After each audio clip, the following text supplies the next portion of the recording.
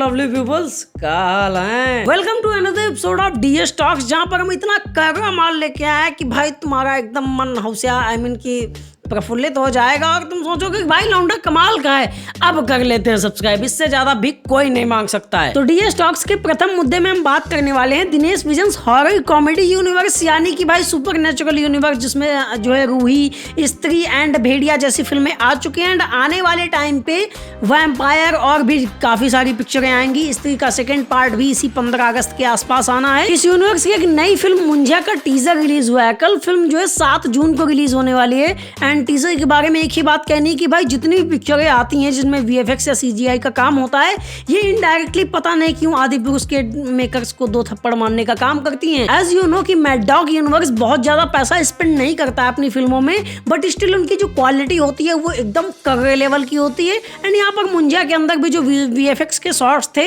या फिर मुंजिया का जो कैरेक्टर दिखाया गया पूरी तरह से सीजी है या फिर उसे मेकअप के द्वारा बनाया गया, आई डोंट नो, बट जितना भी था एकदम कमाल था। भाई आई लव यू यार, क्या बनाते हो, काश 1 महीना चले जाते ओम रावत इनके पास।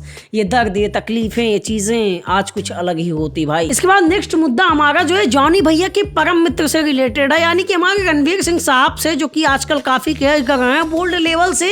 उनकी न्यू फिल्म यानी कि राक्षस, जो कि कुछ दिन पहले ही अनाउंस हुई थी, जिसको लेके कि प्रशांत वर्मा साहब एक पिक्चर बना रहे हैं जिसके अंदर इस कैरेक्टर की कई सारी सेट्स होंगी एंड ये फिल्म जो है प्रशांत वर्मा के सिनेमैटिक यूनिवर्स का ही पार्ट होगी।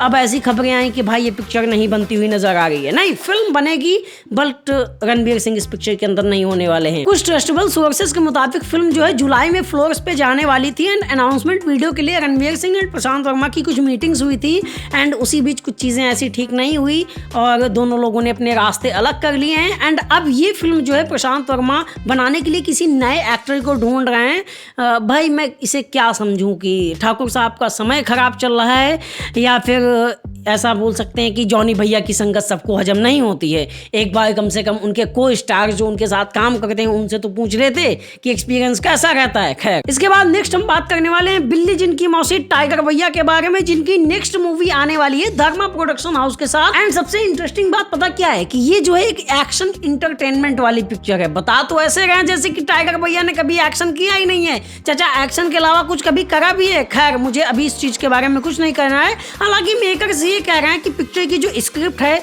वो इस लेवल की है कि करण जौहर, जो कि धर्मा प्रोडक्शन हाउस के मालिक हैं, और टाइगर भैया को ऐसा लगता है कि ये उनके करियर की बेस्ट पिक्चर होगी और इसी के साथ साथ ये बेस्ट फिल्म है उनको कमबैक दिलाने के लिए बड़ी स्क्रीन पे। हालांकि वो काफी सालों से कोशिश चल भी रही है।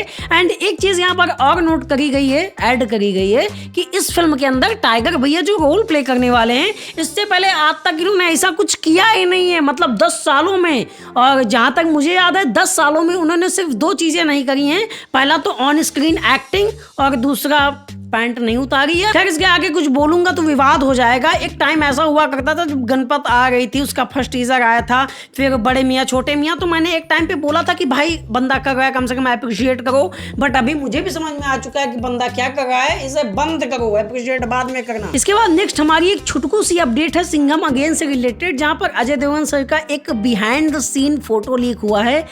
भाई कुछ भी कह लो, तुम 2012 को ले लो या फिर सिंघम अगेन को ले लो, सूर्यवंशी वाले सिंघम को ले लो, बंदे का भौकाल स्वैग एकदम वैसा का वैसा ही है। वो जो भी बीटीएस फोटो आई है वो प्रफुल्लित करती है मन को। पिक्चर जब भी आए, रोहित शेट्टी ने चाहे जितना ही कचड़ा पास्ट में बनाया हो कुछ 1-2 सालों में, बट स्टिल मुझे इस पिक्चर पे ट्रस्ट है। नहीं है तो कम से कम नहीं है, बट फिर भी मैं नहीं, ये क्या बोल रहा हूँ मैं, बट स्टिल पिक्चर तो मुझे देखनी ही है। खैर, इसके बाद हम नेक्स्ट बात करने वाले हैं कल की 2898 AD से। हाँ, बहुत दिन से इसके बारे में बात नहीं हुई है क्योंकि फिल्म से ज्यादा कुछ अपडेट्स आई नहीं है। आज जो इसका एक इवेंट रखा गया जहां पर बुज्जी, जो कि हमारे भैरवा का व्हीकल होने वाला है फ्यूचर का, उसको लॉन्च किया जा रहा है। एंड मैं एक चीज कहना चाहूंगा कि भाई ये जो साउथ इंडस्ट्री है, प्रमोशन करना इनसे कोई सीखो नहीं, बल्कि इन्हें कोचिंग देनी स्टार्ट करनी चाहिए प्रमोशन की, क्योंकि ये अपनी फिल्मों को जिस लेवल से प्रमोट करते हैं, जिस तरीकों से प्रमोट करते हैं, आई डोंट थिंक कि भाई कोई भी इंडस्ट्री इतने बढ़िया लेवल पे प्रमोट करती है। खैर, देखते हैं अभी बुज्जी की ग्लिम्स आती होंगी, क्या दिखाते हैं, कैसा व्हीकल तैयार किया है।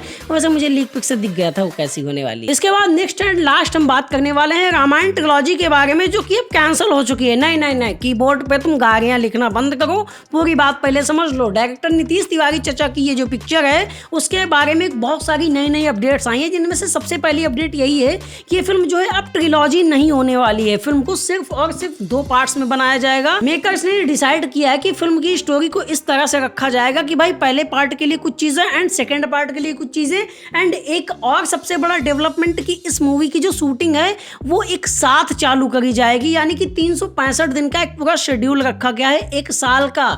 अक्की पाजी 10 पिक्चरें निपटा देते, लेकिन खैर अभी फिर वो आदि ब्रूस जैसा रिजल्ट मिलता तो फिर लोग भी करी आते। सम्राट पृथ्वीराज एज कंसीडर्ड। मेकर्स ने यहाँ पर एक चीज और ऐड करी है कि फिल्म की जो रिलीज डेट है वो तभी अनाउंस करी जाएगी जब इसके फर्स्ट पार्ट की पूरी तरह से शूटिंग हो जाएगी।